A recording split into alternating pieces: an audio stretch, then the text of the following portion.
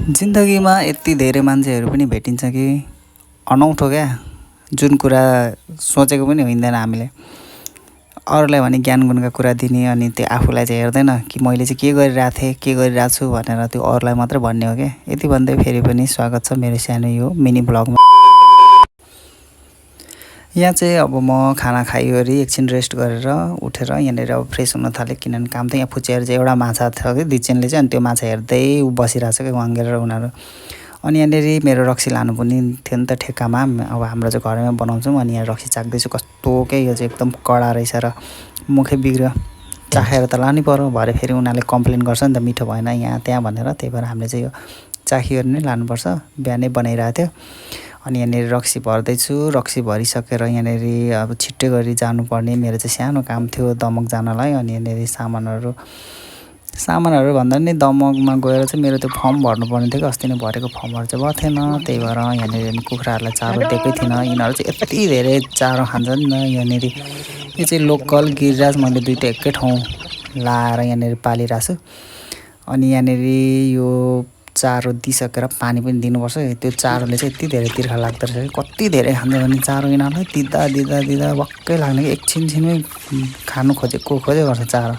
फेरि यो खोरमा चाहिँ पस्नु र निस्किनु चाहिँ यति गाह्रो छ। वास्तवमा यो खोर चाहिँ मैले बाख्राको लागि बनाएको थिएँ, तर फेरि बाख्रालाई अहिले नल्याउने भएर कुखुरा नै राखिदिएछ। अनि गर्मीले हेर्नु न मुख धोएर आएको यति धेरै पसिना क्या। यिनीहरू फेरि खानु भनेपछि यस्तो हुँदो रहेछ कि जति चारो दिए पनि नपुग्ने। अनि यहाँनिर चारो दिइवरी म चाहिँ यहाँनिर चिया बनाउन लागेँ।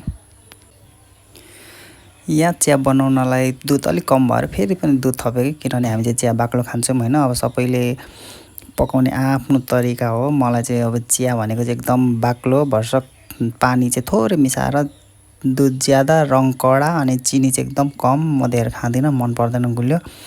पहिले चिया खाने बानी चाहिँ थिएन, तर यो बानी चाहिँ आमाले गर्दा नै लागेको। अनि पहिले अब साथीहरूले गर्दा पनि अब उनीहरू चिया खाने गर्मीमा नि, अनि त्यत्तिकै बानी भयो क्या। फेरि अब भन्दाखेरि नराम्रो लाग्ला होइन। अब कसैले चाहिँ चिया बनाउँदाखेरि कस्तो बनाएर दिने कि ब्लुक्क उमालेर रङ पनि थोरै लाएर सेतो। मलाई चाहिँ त्यस्तो चिया मन पर्दैन कि। हुन त सबैको आफ्नो तरिका हुन्छ बनाउने होइन। मलाई चाहिँ अब थोरै होस्, बरु मिठो होस्, कडै होस् क्या, चित्त बुझ्दो होस्। अनि फेरि कप चाहिँ सबैको आफ्नो छ कि। मलाई चाहिँ यो पिङ्क कलरको, आमाको अर्को, फेरि सबैको आफ्नो बानी छ कि आफ्नो कपमा आफै खाने, नभए चित्तै नबुझ्ने कि। यो चाहिँ अब बानी मेरो मात्रै हो कि सबैको हो, प्लिज भन्नु होला।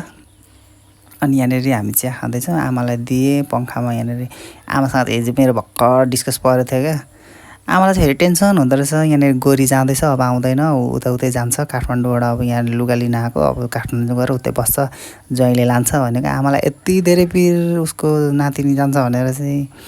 अनि हामी चिया खाएर यहाँ रक्सी लिएर अब लोड गऱ्यौँ। यहाँ चार्ली बसिरहेछ, हामी कहीँ जानु पर्यो भने यो चार्ली र यो चेरी चाहिँ पुरै उनीहरू पनि बाटो छेक्न आइहाल्छ क्या। अनि यहाँ मौसम पनि यति राम्रो खुल्ला भइरहेछ। यहाँ मेरो हेर्नु न, सेतो लुगामा कस्तो लाइट आएको क्या, साइनिङ। अनि हामी गफ गर्दै जाँदैछौँ भान्जी र म। भान्जी र मेरो चाहिँ खासमा चाहिँ यहाँनिर अब गौरदा हुँदै यहाँनिर दमकको चाहिँ खासमा काम भने चाहिँ हाम्रो चाहिँ फर्म भर्नु थियो कि यातायातमा गएर। यहाँ चाहिँ हाम्रो अब रक्सी ठेक्का वहीँ ल्याउने गर्छौँ नि त। अब हाम्रो जम्मा 3 ठाउँ छ, अनि यहाँ चाहिँ कहिलेकाहीँ ल्याउँछौँ। अनि यहाँनिर छिटो गरिदिनु, हामीलाई ढिलो हुन्छ। यहाँनिर बजार पनि जानु छ भनेर यहाँ छिटो गर्न लाएर भरिभरि एक ड्रम ल्याउने गर्छौँ हामी चाहिँ यहाँनिर। अनि यहाँ पैसा दिनुभयो। अनि यहाँ मैले भिडियो गर्दै हेरिराख्नु थिएँ के गरेको होला भनेर होला। अनि यो चाहिँ हाम्रो ठ्याक्क गौरदाको वडा कार्यालय भनौँ न, बैन्दुरा, त्यसकै अपोजिटमा छ क्या हाम्रो चाहिँ यहाँनिर। अनि यहाँबाट हामी अझै जानुपर्ने छ। अनि यहाँनिर जाँदैछौँ हामी, हाम्रो चाहिँ अलिक टाढै पर्छ, झन्न बाटो राम्रो छ र जाँदैछौँ। यहाँ गौरदा आइपुगेर मेरो चाहिँ अलिकति सानो काम थियो एटिएममा। यो के को पैसा भन्दाखेरि यो मेरो मेहनतको पैसा हो। यो मेरो मेहनतको पैसा आएको सबैतिरबाट। र यहाँनिर झिक्न लागेको, के मिलेन भन्दै म चाहिँ एकछिन वेट गरिरहेको थिएँ। फेरि पैसा पक्रिनु भनेपछि मान्छेलाई कति आत्तुरी हुन्छ होइन। छिट्टो भनेर यहाँनिर पैसा आएर म चाहिँ यहाँनिर देखाउँदैछु पैसा, तर कति छ भनेर यो अब गनिनँ, किनभने मान्छे आएर लाज पनि लाग्यो। अनि यहाँनिर हामी यहाँबाट पैसा लियो अरे फेरि पेट्रोल पम्पतिर लाग्यौँ र हामी चाहिँ अहिले पम्पतिर जाँदैछौँ। अब यहाँनिर पनि पेट्रोल लाउनु पऱ्यो, किनभने भरे फेरि पेट्रोल सक्यो भने त गाडी आपत परिन्छ। त्यही भएर यहाँनिर डिपु छ, यो चाहिँ गौरदाको पम्पमा आइसक्यौँ हामी चाहिँ। अनि यहाँनिर दाइलाई तेललाई मागेर छिटो जानुपर्ने। फेरि यस्तै बेला चाहिँ ढिलो भइदिन्छ कि, जहिले ढिलो, एकछिन भन्दा भन्दै जहिले लेट हुने क्या। अब यहाँनिर गएर फेरि फर्किनु पनि पर्नेछ। कति अब आफ्नो काम आज सबैतिरको काम सकिहाल्नुपर्ने छ। अब डेली अब हिँडिराख्नु पनि पाइँदैन नि त, हिँड्न पनि पाइँदैन। अब त्यही हिँड्न आँटेको बेला मात्रै आफूले भिडियो सिडियो गरेर सानोतिनो भ्लग बनाएर लाउने।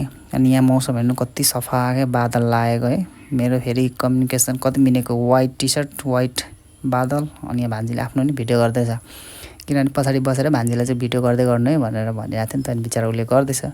अनि हामी दमक आइपुग्यौँ। यहाँ चाहिँ हामी खासमा चाहिँ यातायातमा गएर हामीले लाइसेन्सको लागि फर्म भर्नुपर्ने थियो कि मैले चाहिँ पहिले पनि फर्म भरेर इक्जाम दिएको, मेरो चाहिँ नामै निस्केन क्या, सायद धेरै जान्ने भएर होला।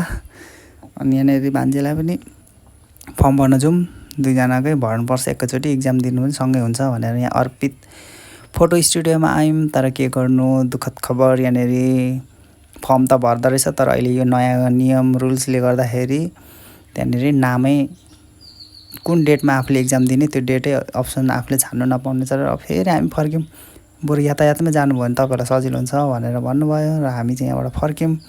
अब के गर्नु, काम नभएपछि त अब बसेर नि कामै छैन। अघि आउँदाखेरि मैले कुदाउँदै थिएँ होइन, अहिले चाहिँ भान्जीलाई कुदाउनु लाएर उसले कुदाउँदैछ। र यो अहिले दमक पहिले बरु रुखहरू हुँदाखेरि कति राम्रो थियो, अहिले यो हाइवे बन्नेले गर्दाखेरि यति नराम्रो भइरहेछ बाटोहरू पनि।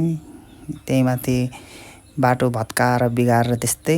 र हामी चाहिँ यहाँबाट अब दमकबाट फर्क्यौँ। अब यहाँबाट सिधै हामी जान्छौँ गौरदाको बजार। गौरदा बजारमा नि हल्का सपिङ गर्नु छ। मेरो चाहिँ जहिले काममा हिँड्नु एउटा काम चाहिँ जहिले कहिलेकाहीँ त्यस्तै हुन्छ क्या। फेरि बाटोमा हेर्नु यति धेरै गाडीहरू हिँडिरहेछ कि डर पनि लाग्छ बेला बेला। अनि हामी चाहिँ गौरदा बजार पनि आइसक्यौँ। अहिले चाहिँ यो गौरदा बजार यतापट्टि चाहिँ कपडा मात्रै राख्दो रहेछ, पहिले चाहिँ बजार पनि लाग्थ्यो सब्जी, अहिले चाहिँ कपडा मात्रै राख्दो रहेछ। अनि यहाँबाट हामीले चाहिँ यहाँनिर चारोहरू लिनुपर्ने थियो कि, म चाहिँ प्रायः यहीँनिर आउँछु। पहिले चाहिँ अब थाहा थिएन नि त मलाई। अनि हाम्रो चेरलाई नि दबाई गरेर यहाँनिर चाहिँ सबै डगको लागि जति पनि चाहिन्छ सामानहरू पाइन्छ क्या, प्लस कुखुराहरूको चारो मैले चाहिँ यहीँबाट लगेको थिएँ कुखुराहरू पाल्नलाई। अनि यहाँबाट हामी एकछिन चारो सारो नापेर भरे आउँछौँ हामी लिनलाई। यो चाहिँ नापिराख्नु भनेर यहाँनिर पैसा पे गरी फेरि अर्को सब्जीतिर गयौँ, किनभने यहाँनिर दबाई पनि लिन्थ्यो। दबाई पनि लिइसकेर सबै कुराहरू हामीले चाहिँ गरेर यहाँनिर अब हामी जाँदैछौँ सब्जी लाइनतिर। यो चाहिँ गौरदाको मेन चोक बजार हो। अब यहाँबाट हामी सिधै फेरि दक्षिणपट्टि छ क्या यो चाहिँ बजार लाग्ने। यहाँबाट त्यस्तै 5 मिनटको जति बाटो छ। यहाँबाट सर हामी चाहिँ लाग्यौँ बजारतिर। अब हामी बजार नजिकै आइपुग्न लाग्यौँ, किनभने यहाँनिर अब बजारमा केही सामानहरू त लानु पर्यो। अब सब्जीहरू त छैन भन्दा फलिरहेको त छ हल्का फल्का, तर पनि अब आफ्नो घरमा नभएको नयाँ नयाँ सब्जीहरू चाहिँ यसो अब छ भने लिएर जानुपर्ने। अब मेन भनेको त आलु प्याज नै हो चाहिने, आलु प्याज टमाटर।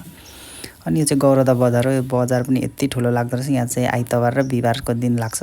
अहिलेको कपडा लाइन भनेको चाहिँ पहिले त्यहीँनिर लाग्थ्यो बजार, सब्जी बजार पनि त्यहीँ लाग्थ्यो, कपडा पनि त्यहीँनिर बेच्थेन। अहिले चाहिँ यो छुट्याएर अलग अलग यतापट्टि यो बाटोको दक्षिणपट्टि सब्जी मन्डी लाग्छ भने उता चाहिँ कपडाहरूको लाइन मात्रै हो। अनि यहाँनिर सब्जी लियौँ। अब खासै त लिन, अब मलाई चाहिँ मनपर्ने भनेको कोबी हो क्या। अनि कोबी चाहिँ त कति 200 रुपियाँ केजी रहेछ, र पनि हाफ केजी चाहिँ लिएँ किनभने मनपर्छ नि त। अनि यहाँनिर फुच्चेले अस्तिदेखि नै सी फुड उसले युट्युबमा हेर्दो रहेछ, गङ्गेटा के खाएको, अनि त्यही मनपर्छ। र उसले अस्ति देखाइरहेको थियो मलाई यो मन पर्यो भनेर। अनि उसलाई चाहिँ अब त्यो गङ्गेटा अस्तिदेखि चाहिँ बिचराले भनिरहेको थियो नि त। अनि यहाँनिर पाएछ भने लिएर जानुपर्छ भनेर हामी चाहिँ अब यहाँबाट अलिक पर लाग्छ क्या पाँछा बजार चाहिँ, त्यहाँ चाहिँ माछाको लाइन मात्रै छ, र पनि पाएछ भने लिएर जानुपर्छ है भनेर त्यहाँनिर भान्जीलाई जाउँ न त एकछिन भनेर गएको। त्यहाँ त माछा मात्रै रहेछ क्या, माछै मात्रै हुन त अहिले सिजन पनि छैन। त्यो प्रायः गङ्गेटा भनेको हिउँदोमा मात्रै पाइने। अनि यहाँनिर चाहिँ माछा सबै थरीको माछा। अनि यहाँनिर घोङ्गी मात्रै रहेछ। अब घोङ्गी त बनाउनु यति झ्याउ लाग्छ क्या, मिठो चाहिँ मिठो खानालाई। अनि हामी पाएन र फर्क्यौँ। अनि यहाँ चाहिँ दाइकोबाट पपहरू कोकिसहरू लिएर किन्न लाग्यौँ, किनभने दाइ चाहिँ हाम्रो कुन्जियारीको हुनुहुँदो रहेछ। कुन्जियारी त होइन, घर चाहिँ यही हो, तर कुन्जियारी पनि लानुहुन्छ कि चिनेको दाइकोबाट। हामीले यहाँनिर नानीहरूलाई लिएर अब घरतिर जानलाई फर्क्यौँ। यहाँ चाहिँ फेरि यति धेरै गाडी पार्किङ गर्ने ठाउँ पनि खोइ व्यवस्थित भएको हो कि अव्यवस्थित हो, जताततै गाडी नै गाडी। यहाँ निकाल्नु पर्ने, फेरि बिचमा ठ्याक्क सिटी आएर रोकिदियो। अब नगर प्रहरी त छ नि बिचराहरू, उनीहरूले नि कति चाहिँ भन्नु छैन, भन्दाखेरि मान्छेले सुन्नु पऱ्यो, बुझ्नु पऱ्यो, मान्दैन। र यति भन्दै हामी फेरि घरतिर लाग्यौँ। फेरि भेटौँला नेक्स्ट भिडियोमा, बाई बाई।